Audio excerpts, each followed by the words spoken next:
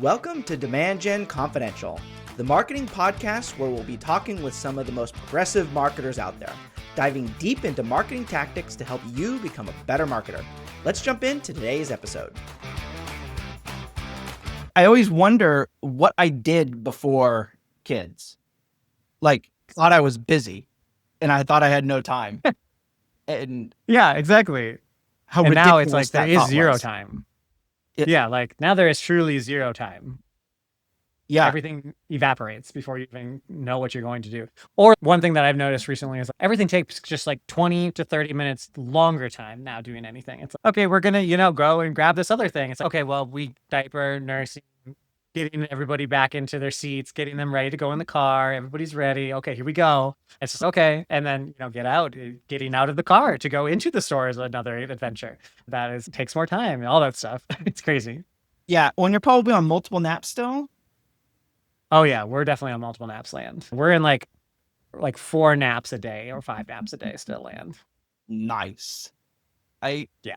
used to love going and picking Margaret up from daycare and taking a power nap with her in the rocking chair. That was I know, yeah. He was napping in a meeting I just was in. He was like in my arms napping as I was like explaining some random marketing thing to something. And he was out. He's a pretty good napper, which is good. Sometimes he only naps for a little bit, but like he is pretty okay with loud voices and loud noises, which is good because like I speak loud sometimes. And I spoke loud in that meeting and he was just like knocked out. He got to have some outside time too today. So I think like any outside time, that fresh air just in their body, I feel like it's like kryptonite. They're just like, oh, I'm done. But yeah. well, the Danish do this thing where they leave the babies in the winter outside right? in the stroller. Yeah. And I guess it's like for an immune thing or something. Yeah, I've heard about that. And it's so crazy. I've heard about it. Like actually our doctor was like, we were talking about being outside and being cold and things like that. And they're like, there's babies in Alaska. Like they have babies in Alaska. It's okay. The baby will be okay. It's okay. And I was like, yeah, that's true. And so now my wife and I are just like, there's babies in Alaska when we're thinking about something. Should we do this? Should we do that? It's like, there's babies in Alaska. There's babies everywhere, Denmark. And it helps level set us again.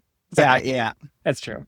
Have you come across any must-have products or things that you've used? I don't know. Honestly, I don't think we have any must-have products right now. We're in like a transition phase between we're in close of the newborn to now 0 to 3 months land. And so we're in like that range. His favorite thing is like a baby Bjorn bouncer. He's a big bouncer baby, so he likes to be in that most of the day. He doesn't nap in it. He just likes to sit in it and do the world and see the world and bounce a little bit. It's one of those that's like ones. Yeah. We were like, we're so optimistic that he falls asleep easily cradling, like that is swinging is like his kryptonite. And so we're like, oh, we'll buy a swing. Like he's going to love that. And no, hates it. Barely will stay, a minute in it. It will instantly cry, doesn't like it.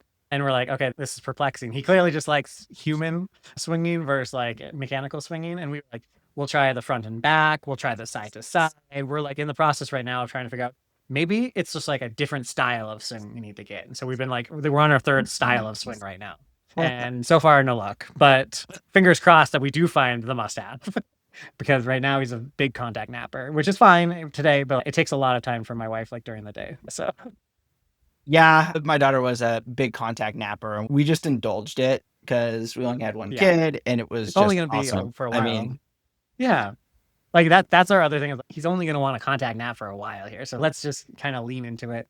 And that's been honestly the most fun is just like spending a little time. He's a smiler. Like we are past that corner. He's now socially smiling and he's like excited and like he can see you as you walk around. And so even during the meeting when he was falling asleep, he was just like happy baby smiling at the world.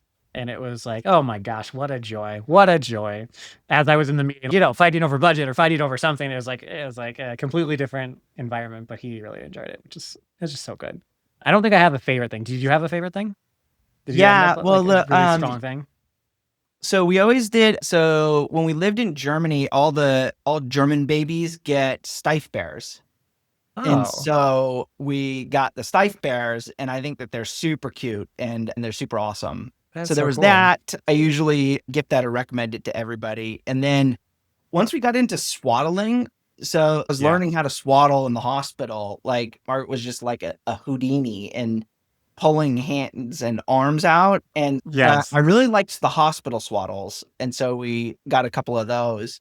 But then these Aiden and Innies swaddles were like my next favorite because there's a Ooh. little bit of elastic to them Yep. and they're a little thinner and you can Okay. basically like triangle them up and do them in all different styles.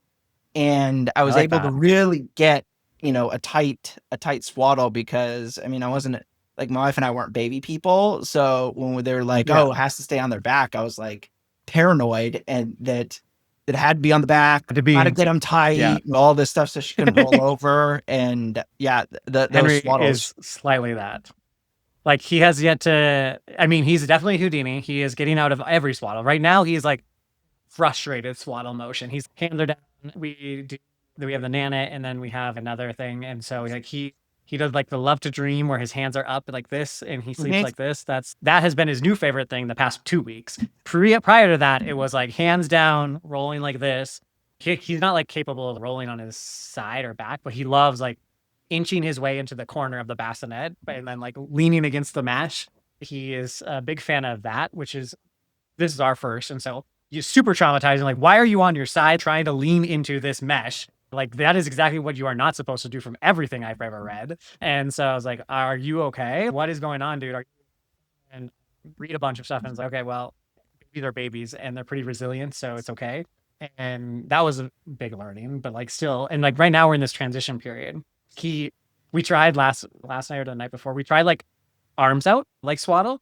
And the entire night, he just stood like this. He was like, or for 15, 20 minutes, he was just moving his arms back and forth. I was like, okay, I don't think he's going to fall asleep that way. And he definitely did not fall asleep. And so we're like, okay, back into the love to dream swaddle. I have this video of him and he's just like moving his hands back and forth. I was like, oh my gosh, so erratic. Poor guy. He doesn't have control of his hands quite yet.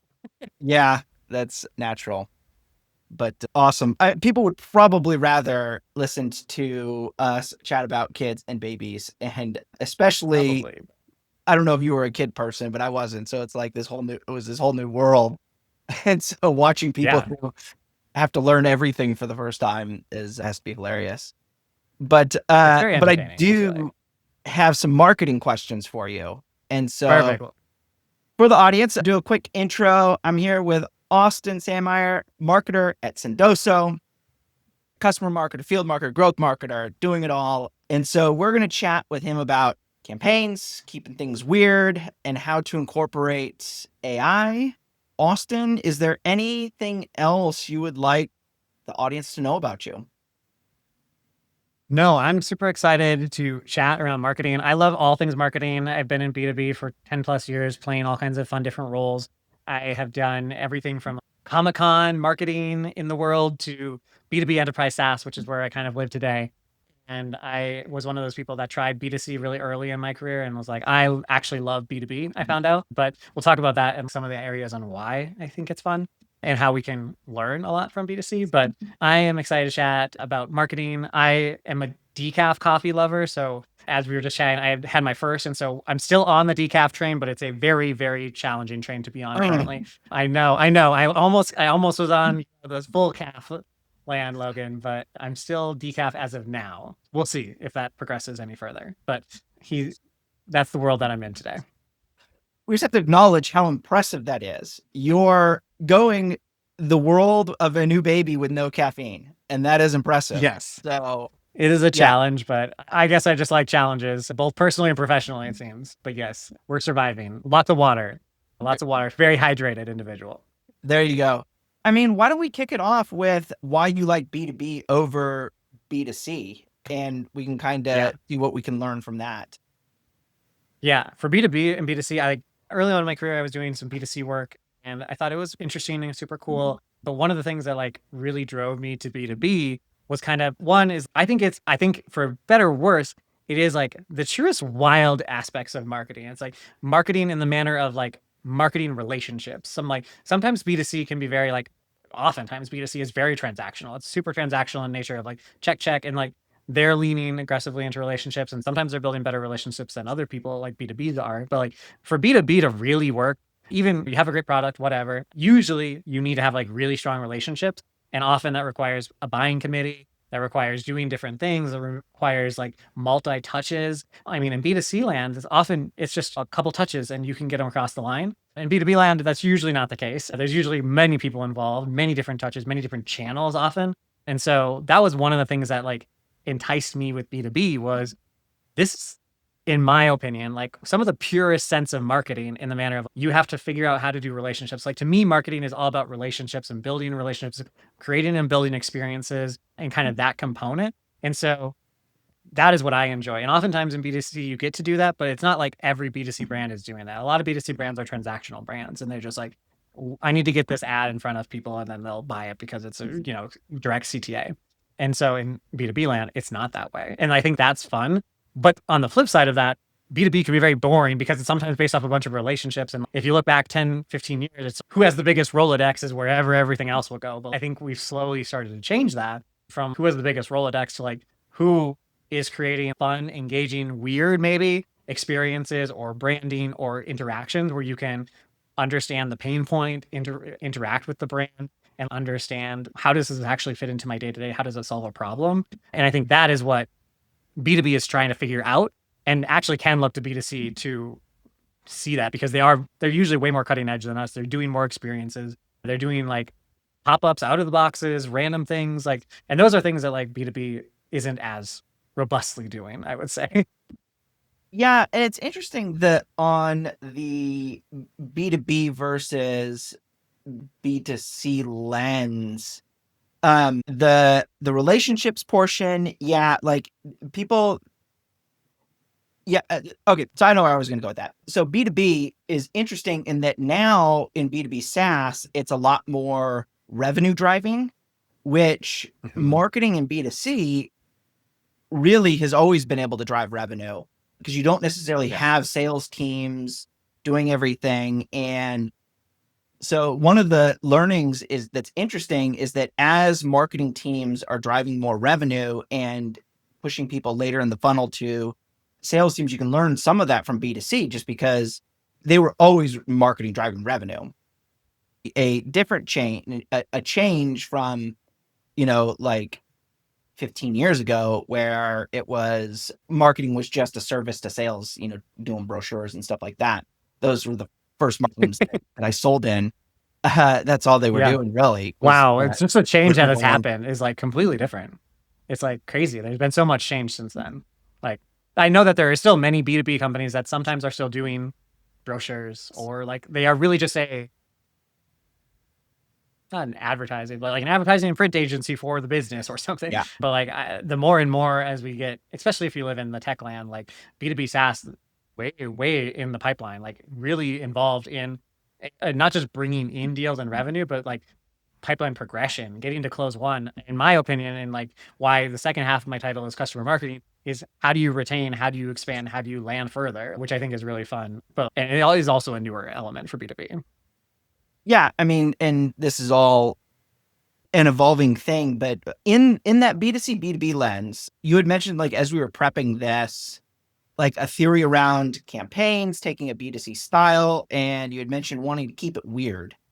And one of the things I've seen, like, I don't know how you're thinking about keeping it weird, but like one of the ones that Wistia did recently was that wizard campaign or video, and it was the Wistia wizard or something like that.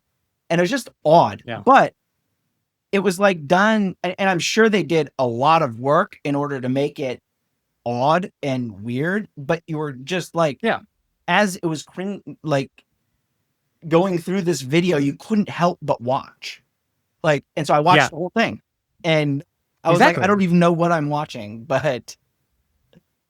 I mean, I think that's been the super fun thing with B2B is that like we can learn. And I think one of the best areas for learning, like background for me is like in field marketing and events and out of home strategy is like, how does B2C do some weird, fun, wild stuff? And like, how can you implement that or think about it? At Sendoso and some other companies, we really focus on how do we make things weird in the manner of like, how do we think about something that's different? Because like we can all do direct response, call to action, buy lead lists, run them through an outreach sequence and pray and hope and pray, or have a classic webinar that is here, come look at our demo. But like, how do you create an experience around it? And I think like B2C is better at creating experiences holistically than like B2B as an industry or a sector. And so there's a few different areas. Like we've also recently launched like a Severance campaign. If you're familiar with like Apple and Severance, they have a whole, I don't know, 3 seasons of TV show. And it's all about this like Innie and Outie. And oftentimes what we see at B2B marketing teams, which is who Sendoso primarily sells into, is that like marketing is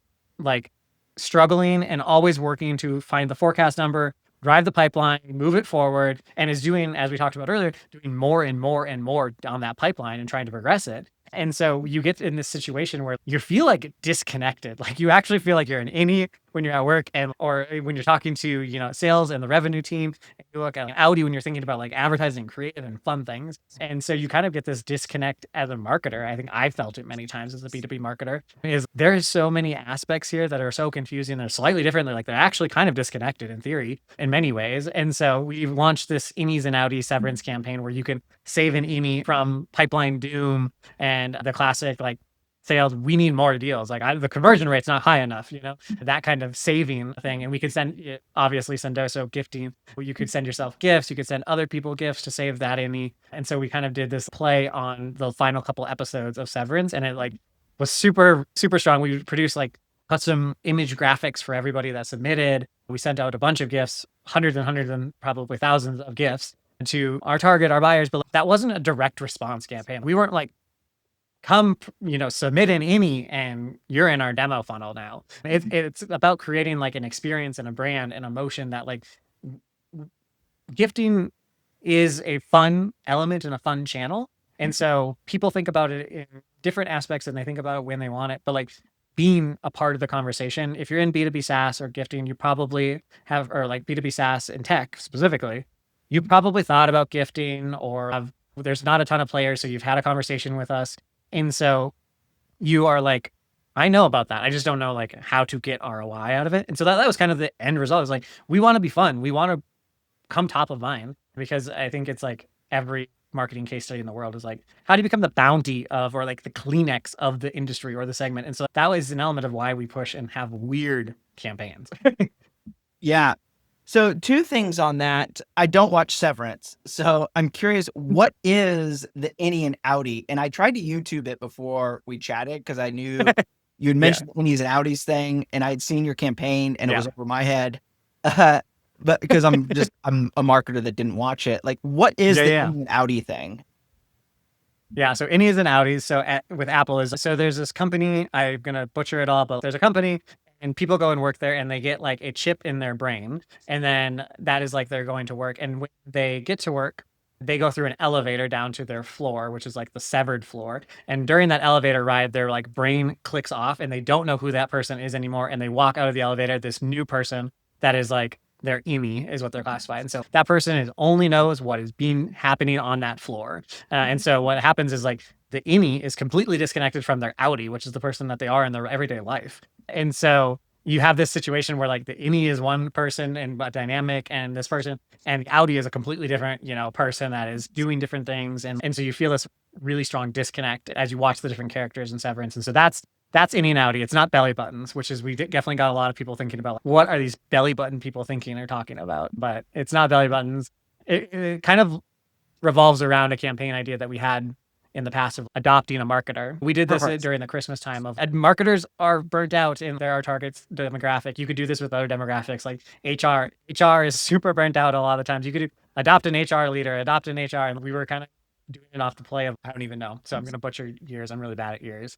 But like the 1990s, maybe 2000s, I don't know. Whereas you could adopt a whale, adopt an animal, like the Sarah McLachlan, adopt the dogs, save them because they're, you know, sad. And then you have all these sad videos. So we were kind of played into that motion, but we wanted to take a twist on pop culture reference with the Severance campaign. Yeah, that's good, because my childhood, you always, once the Sarah McLachlan music came on, you knew. And sometimes they were like daytime TV, but it was also late night TV. It's they must have had so much money. They were all over the place. You never know, because sometimes they're all over the place because they're not making enough money. I don't know, but that is true. Maybe they're not adopting enough dogs. Yeah, but they're pulling at heartstrings, so I'm sure they were doing just fine. Yeah. On the Innies and Outies explanation, that is very good and actually applicable to just general work culture. So Exactly. kudos to the Severance team. And to be honest, the YouTube videos did not explain it that well. So in the third, They're in like probably the way minute, too in depth, and yeah. and they were all like 10 minutes. Like I was Oh like, I my really gosh, don't yeah. want to be here for 10 minutes. I'm not that concerned about this. There we go. We have this clip that we can just use, and this is what Severance is. Innies and Outties for everybody. Yeah, exactly. As done by Austin. But Yes, Austin's version of it. yeah, but on the Innies and Outties campaign or Adopt a Marketer, where you're not doing direct Yeah. response. So like, how are you measuring it? And how do you, if you're a marketer that, you know, maybe you are doing direct response and it's going pretty well, you're booking enough demos that you want to start going into more brand awareness, if you will, and strategic brand awareness, not the kind of brand awareness where we call it that just because we don't know what the point of it is. Yeah. Like, how do you measure it, and how do you get approval or buy-in from other departments to run something like that? Yeah, I think for us, I think this is going to be different dependent on everybody's org and how that interaction works with. I've seen marketing teams that are in the crux of lockdown, I would say it for the most part, is like they have to do this to get that, and that is the only thing that everybody cares about, and that's the only thing that people care about. And like that is a rough position for people to be in, and I hope, and I'll send a prayer out for you all, because it's not a good position to be in, and it's not a fun position typically for marketers to be in, because they are so that really creates the innie and outie. You're struggled.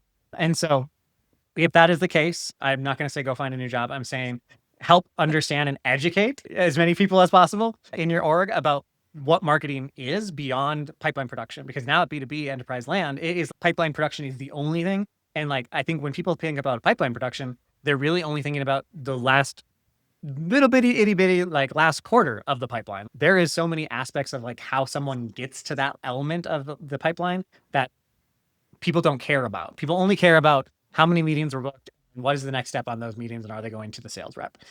Versus like, how did they get to that meeting? Like, how did they get, what is your top of funnel creation? What is the brand awareness creation that you're going to do there? And so I would say typically, if you're in that situation, try to educate about if you aren't feeding the upper funnels, the inbound is going to be really hard to produce. And like, inbound and outbound have different performance metrics, different ACVs, typically different, a lot of things across the board, and hopefully for the better. And so I would try to use some of that data to back up, like there is an importance element in doing brand campaigns that are very targeted and very strategic that allow you to unlock faster pipeline progression. What we do see typically from our brand campaigns like Severance and other ones that we ran a Christmas one as well as like a holiday one, is that those deals, like those people become leads. So typical like way that we measure them is based off lead, based off target accounts, and target account penetration. Did they come in? Did they engage? We also are using ads to target the target accounts off some of these brand campaigns to get them to engage.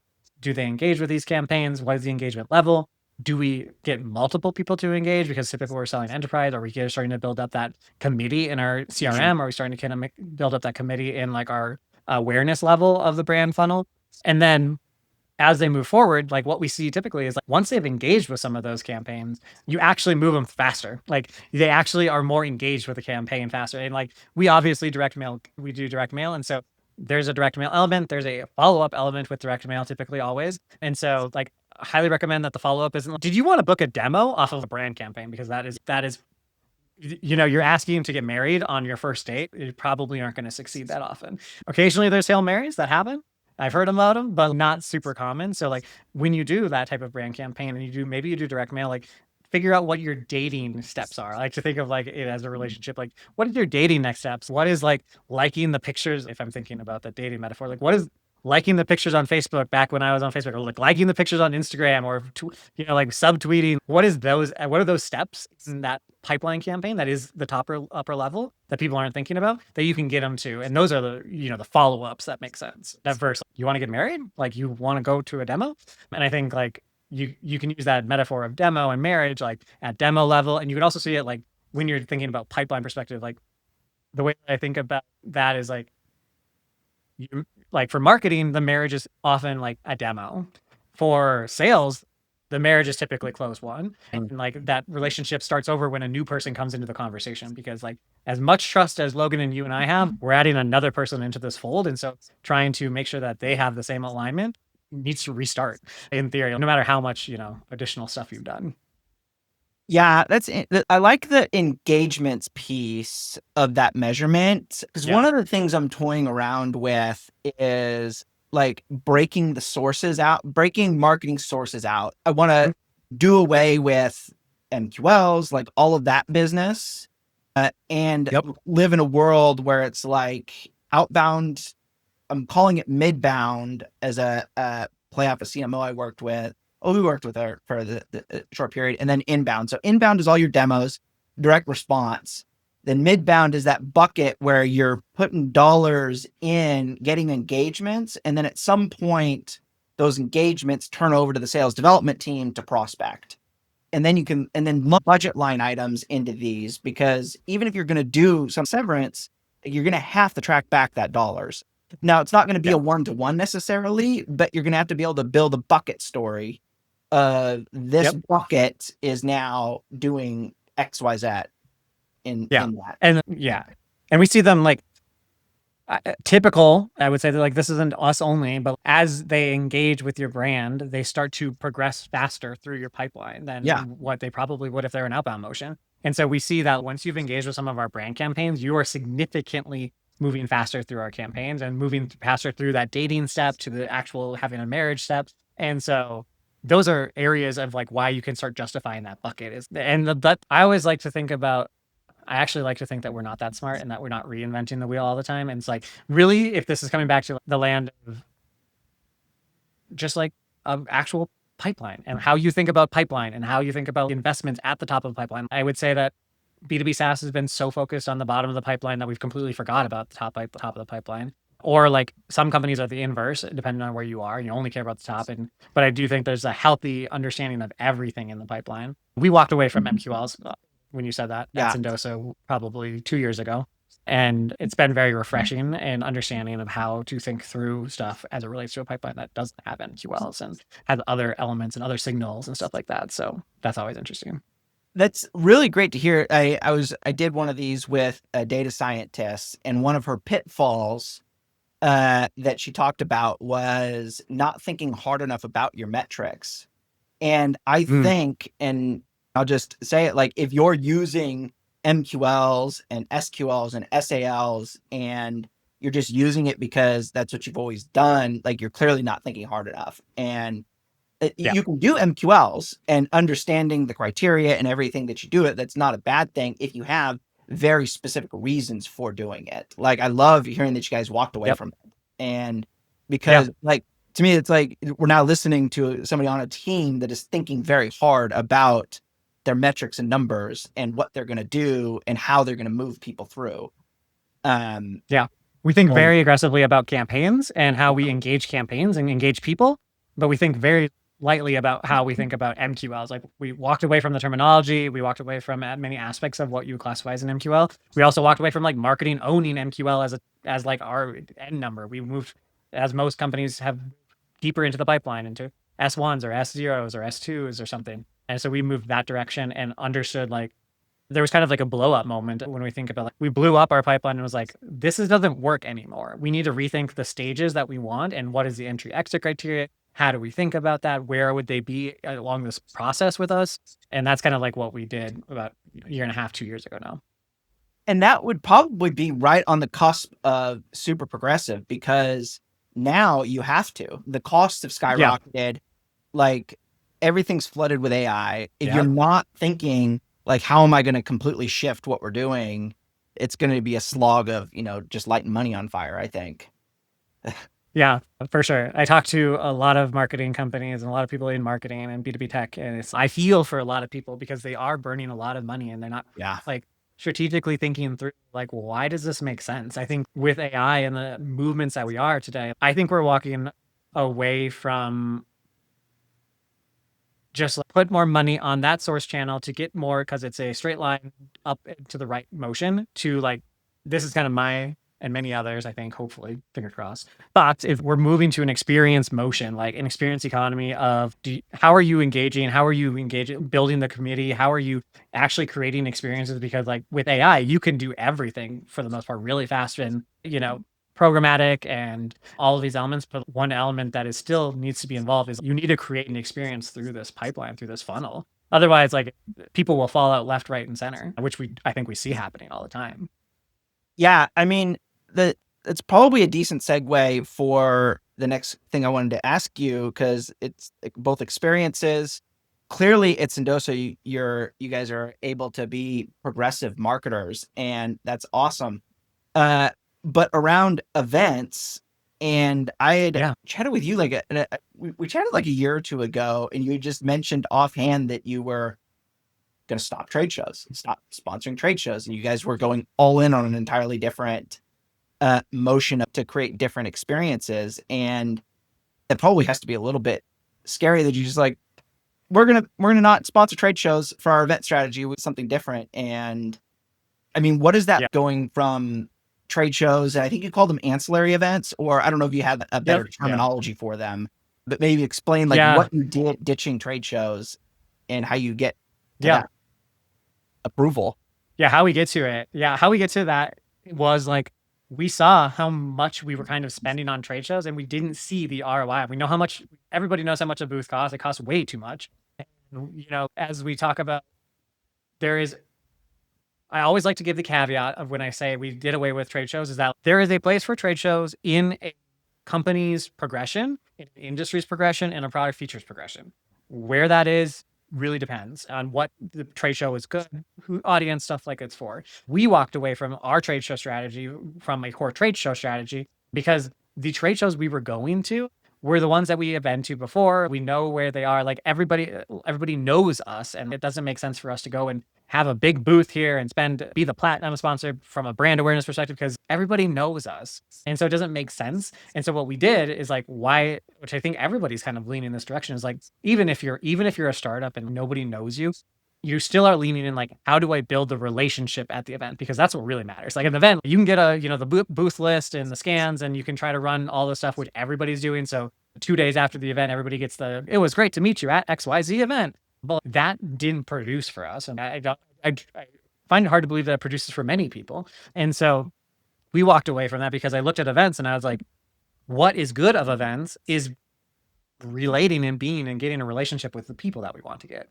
And so how do we do that besides having a 10x10 booth is running ancillary events that are more. And so the way that we did classify an ancillary event or like a sidecar event, or I don't know, there's like 100 names for it. But what I think about it when I think about it is something that is either adjacent to the event or the conference or the trade show. So that could be something that's happening at the same time. That could be something that's happening after, like a dinner, happy hour. We lean against happy hours as a strategy. We don't like happy hours, but there's a place for them as well, but we don't like them. And I have a personal vendetta against them, I think. And then like breakfast and I don't think there's much conducive conversation being had at a happy hour. Depending on the time and the place and who you're inviting, I've seen happy hours not be super successful. It's almost the same as like a 10x10 booth. You get a list of people but like typically a happy hour is at the end of the day, everybody's burnt out. They're not putting that much conversation in the happy hour. And if you're going to get something out of the happy hour, you need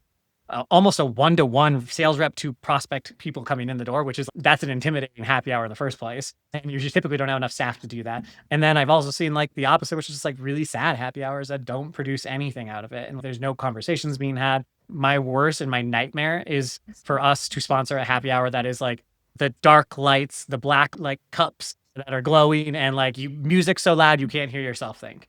Okay, well, I don't personally like that as an experience. People do. That's not my type of experience when I go to a conference. And I'm there to try to build relationships and learn and grow with these people. And hopefully we go to a lot of marketing conferences. So it's kind of fun because I get to also understand and learn and have the same problems that a lot of our customers are facing and chat with them about it. So that's not conducive for me. Most happy hours that I go to are too loud of music, very dark, very scary, sometimes in this nightclub somewhere. And I'm like, that's not my vibe. So that's like my personal vendetta against happy hours. I think there is less a place for them than there is for trade show booths, but there's definitely a place for trade show booths. There's a less a place for happy hours. That being said, you may see Sendoso do a happy hour because it occurs and it randomly happens because we strategically partnered with somebody and that was the only way in to do something. I have to give that caveat because I'm like, contracts get signed here, there, and everywhere, and stuff happens. So I'll say that. But the way that we think about ancillary events is like, how can we bring people together to have enriching conversations. That is like the end stop of how we think about ancillary events. And there's a lot of ways that that can happen. The ones that we've ran before is like real retreats. So we've done like these real retreats that are adjacent or close to conferences that are happening. And so this is kind of like a real retreat for marketers that, and the way that we think about it is like step away from the craziness that is this conference and the craziness of the gauntlet of the booths. And typically they're partnered or aligned with spas, or like typically we've done like hand massages, back massages. We typically bring in therapy dogs. We typically bring in like spa like food, create a spa style environment to just let people relax a little bit. And then we also have on the same time at those places, we have nurturing and like culture and like events happening. So there's typically like roundtables or conversation topics. And like for those, we typically go after the speakers at the conference. You know, if I think about B2BMX or other conferences like that, Tim Davidson or other people are doing some really cool like panel sessions or keynote sessions around like digital ads and how to make them better and whatever. And what happens is Tim gets done, he comes off stage, and there's a whole line of people to talk to him. And so what we typically ask is like, we go and reach out to Tim or other speakers that we think are interesting to our target audience, be like, hey, would you love to come to the real retreat? We'd love to have you, and you can have a sit down coffee conversation or a chat. And we'll bring a whole bunch of people that are super interested to chat with you. And those are so much more rewarding and engaging. And we saw because like people walk away like, I actually got to have a real conversation with someone that was giving a speech or giving a presentation. And like I took away a learning. I took away something I'm going to go do next. If it's go and do Sendoso, awesome. But oftentimes it's not. It's like we're helping facilitate that conversation. And we know that like we are the intermediary there and they know how to connect with us. And so it's in that same vein of like brand and relationship building. That's one of the elements of like our ancillary events. We have real retreats. We do a ton of dinners as well. We co-partner with a lot of sponsors. I think that's a big thing for us as well, as like we have integration partners and sponsors, and like how do we work together to bring target audiences, customers, prospects. And my other fan favorite that I think doesn't get enough love in the event world is breakfasts. There's a time and a place, like I wouldn't recommend doing the breakfast after the super late night party hour, but there is a really fun place for breakfasts. If you are like one area where I saw it work really, really well, it was actually a prior role, was breakfasts that revolve around like product launches or product feature launches or something. Like we would host breakfasts that revolve around like a new feature, and we would bring a collaboration of industry trade clubs, so industry press, industry thought leaders, influencers, and some customers and prospects together for a breakfast and around this really interesting like announcement or whatever. And those performed crazy well. They were some of the best ones, both from like new pipeline perspective, as well as like new, like brand awareness conversations, new stories being told. And it helps kind of position the company as like a thought leader in this area. That was one area where I saw breakfasts perform super well. But those are some of the ancillary events that I think through when we think about like not doing trade shows as much anymore. Yeah, like a couple of the things I really like in there. One, I love breakfast. Brunch is like my favorite meal of the day. I love going to diners. And so maybe at some point in my career, I'll have an audience that is interested in diners and I can do some kind of diner thing. I love that. Better. I would love like a diner roadshow. That sounds so fun. Yeah. Like when I think about diners, I think about like the mirror diner that like wraps around. It's, I don't know, like whatever Riverdale has that in, and it's like some other ones have it. Those are super cool. I love diner food. Give me some diner food any day. Yeah. And then the other is, again, I had just mulled this theory over for a while, but I just spoke to Connie about it on the last episode, was around out of the box thinking and like doing because you're supposed to, like I mentioned with the MQLs, but events as well, like trade shows is just what we do. And like not only thinking hard enough, but like that out of the box industry standard people use a lot is for amateurs. And the real deal is like thinking hard enough about what you're doing and why. And what I love about all of this is like you guys have clearly thought very hard about what it is you want to accomplish. And you're not just going to go sponsor a trade show. Like you're not just to run a direct response Google ads, which I'm sure Sendoso does as the first layer because it's just something that it knows assuming it performs.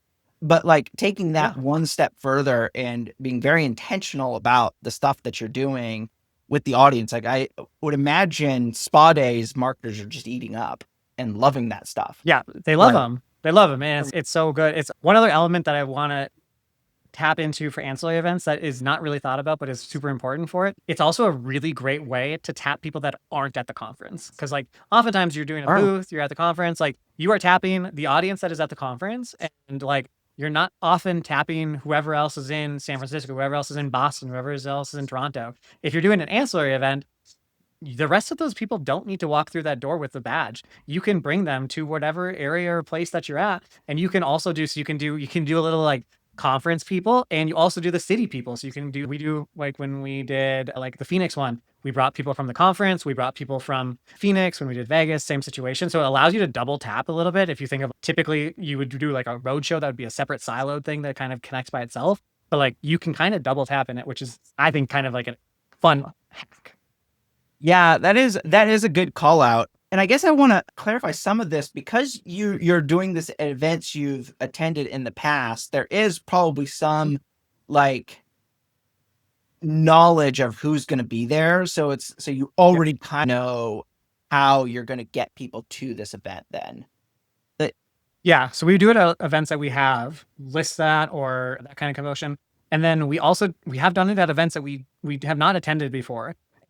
In that vein, we use kind of the tools and the motion of the world of like, who would attend this event? Who inbound? Let's say we're not sponsoring an inbound. We haven't been to inbound for 4 years. What would we do here? And okay, well, it's probably HubSpot people. It's probably sometimes they're marketing operations people. And they probably aren't sending the CMO per se, but they're probably sending the director, the manager, senior manager people. And they're for sure the people in the city. Anybody in the city that's HubSpot is probably there or going to get a free ticket. And so you can kind of like backwards out the people using the tools that are on the market to figure out who's going to be there or give an audience. And so we like to position that as well. And that's really great for obviously the people that are in the city. That's an easy win. Like you're already going to be in the city. It's kind of like an unlock. And then for the other people, it's like the way that we typically, like when we think about outreach messaging for these invites and for the events, we typically mention like you or your team going to be there, or like this person. And we're kind of talking to the team as a router. And oftentimes if you're like, I'm not going, but Johnny's going, he would love this. And so we actually see almost, I wouldn't say for sure, but like we see a lot more people being like, Johnny's going to go, Johnny should be here, because a coworker wants to make sure the other coworker doesn't miss out on a cool event that's at a place. Yeah, that's good. You spent a lot of time talking about, you guys are clearly doubling down or tripling down, whatever you want to say, on human to human, but I have heard you talk about using AI. So like, yeah, how are you thinking about that mix? And we'll kind of close it out on this of just where should marketers be using AI and where should they kind of be leveraging the human experience? Because I think people should be using AI and not be afraid of it. That's my opinion. Like, it's a tool. Let's use it. But there's very good things that we could use it for rather than just anything. Yeah, I think we use AI in a lot of different aspects at Sendoso in our marketing world. And we do use like an AI SDR element to it. And so we use a few different tools in relation to that. One element that we think about when we think about AI SDRs is we have an awesome SDR team. How do we use them best? Like, how can we use them best? And so in that manner, is it best for them to write thousands of emails and get out 100 a day? Or is it best for them to have real life conversations with people and diagnose and bring back a feedback loop of what's working and what's not working? For us, we put the money on, it would be better for them to have more time and more conversations and build the relationship face to face. So we kind of marry the AI SDR from the email component with the human SDR in that kind of that weaving motion to do dials, do LinkedIn touches, have conversations with the people and actually build the relationships. Because I don't think there's a day I've seen and have been pitched many of the like AI SDRs with fake people and fake Zoom calls and stuff like that.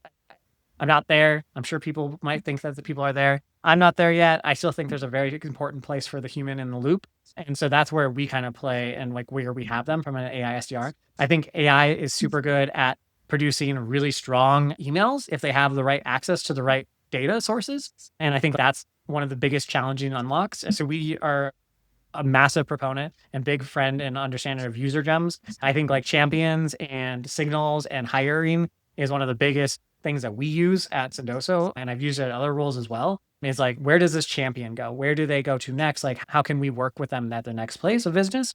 And so we use their Gemmy product to think about that. And the reason I've had many different AI SDRs that build off of like champion tracking or whatever. We've used most of the champion tracking tools that are out at this point.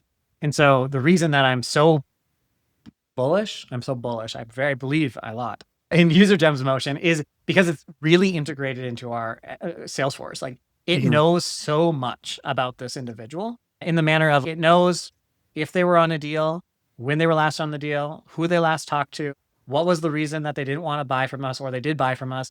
Were they a user? Were they an active user? Did they send a ton? Did they not send a ton? Were they part of our Supercenter community? Were they not part of our Supercenter community? And like they are able to read in our Salesforce database all of these fields, all of these really interesting things that, like, to be honest, it would take an actual SDR like a long time, like at least 30, maybe longer minutes to even understand and follow the train of thought of like, where did this person go? Pull up their LinkedIn over here, try to find where they were. Were they a Supercenter? Like all of these things that this AI is able to do super fast because it's able to access all of the stuff in our Salesforce database and read it and understand it and create really compactful and impactful emails. One of the coolest emails that it's done recently, which again would take an actual BDR and SDR like a significant time to think about, is my favorite is like, where were they or have they interacted with us lately? So have they downloaded anything from us? Were they a super sender at a prior company that they were using us?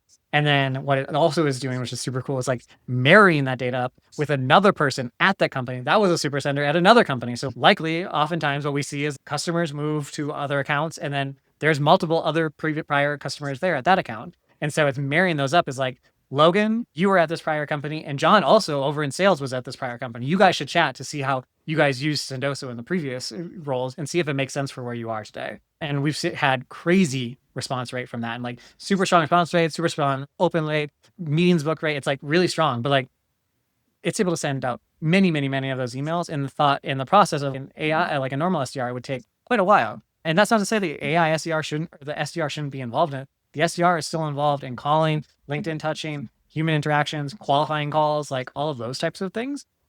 For them to write that one email would have taken them a long time just to do it. And that's not a knock on them. It's a knock on us being humans and who we are. And so that is where the way that we kind of marry some AI elements with some human elements. And then we also try to figure out how to use AI in operations to clean up, URL structures and things like that. Often challenge marketing campaigns or marketing reporting orchestration. And so those are some other areas where we're kind of playing with AI. There's for sure a human in the loop motion. And I think we've seen crazy success with it, quite honestly.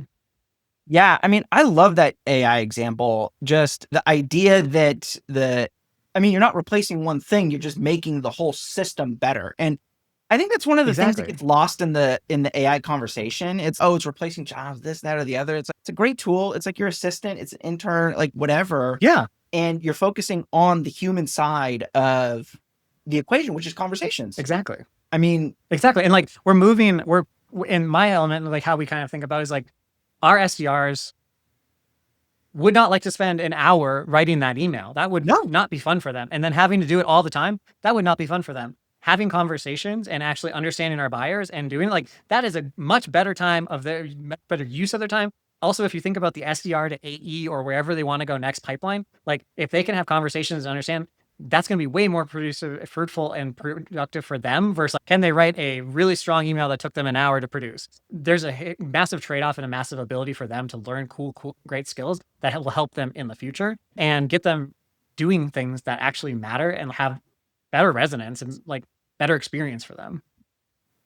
How can you argue with that? This is the take that we need for AI. I know. I mean, I think it just matters. I do think like people put AI in random places that they shouldn't be putting it, and it does go wrong. And like, it's dumb. That's dumb. But I think as a large part of this conversation around what we think is like really thinking about where do you want people, and not thinking about the preconceptions of like where people spend their time and what they do today, but like where should they be doing and where should they be spending more of their time? Like one of the elements that like we're trying to use AI in is like, how do we write better campaign briefs to inform our team, inform our contractors and freelancers? And that is an element that like AI can help us with for a pretty good motion. And then we have feedback in the loop of this campaign brief is missing XYZ things. Like I could put our campaign manager on doing that, but like that is not a great use of their time. I would like them to be building, executing, and doing things with our campaigns, not building campaign briefs. And so that is an area where we are using AI to help us improve from an operations flow. And so I think the element is one of my takeaways from this conversation is like, how do we think really strategically about something that probably hasn't been thought about before or hasn't been given real thought around? Yeah, I mean, I think that's a great take. Like I actually wasn't anticipating that to be like the theme, but like I Yeah. do think just being intentional, like about what Mhm. it is you're doing and why and how you're measuring it and everything. Because I think in today's profitability environment, you talked earlier about marketers being in positions getting squeezed and all of this. Like that is going to happen. Like the environment Yep. and the market is just dictating that. But we don't have to be products of that. We can think more deliberately and get ahead of all of this in order to Yes. make progress and still do great marketing and still do interesting stuff. Yeah. Yeah, I guess being intentional, like that's a good Yeah. That's a core takeaway, I think. good, Austin. I could keep going, but I do want to be conscious of time. We could talk for hours for sure. But is there anything else you want to leave the audience with? Where would you like people to find you?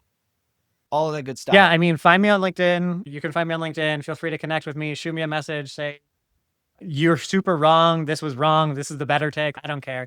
I would love to be proven wrong on things. I get proven wrong every day, all the time. So tell me something that's cool and prove it to me that it's better. I hope this was helpful for people. Find me on LinkedIn. I think for the main takeaway is actually think about what you're doing versus trying to get your head out of like constant on fire mode, which is hard for marketers because they often live in constant on fire mode. So try your best, absolute best. I know it's hard. I've been there, to take a breath and see like, you're in the fire of it, but is this the right fire? Should we all be in this right fire together, or should something be different? And then I think like the second takeaway that I want to leave people with is like B2B, B2C, it all comes down to the experiences that you create and the emotion that you're pulling on. Regardless of, you could be selling cybersecurity, you're still creating an experience. You could be selling the most boring product. Not saying cybersecurity is boring. Don't come for me, cybersecurity people, but like something that's crazy boring, B2B enterprise, massive, whatever, has a 50-person buying committee.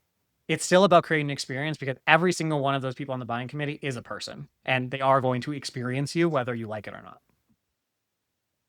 That is a good thing to leave the audience with. Well, Austin, I appreciate the time and thank you, Logan. It was super fun. We'll have to do it again sometime. Yeah, absolutely. All right. Thanks a lot. All right. Thanks, everyone.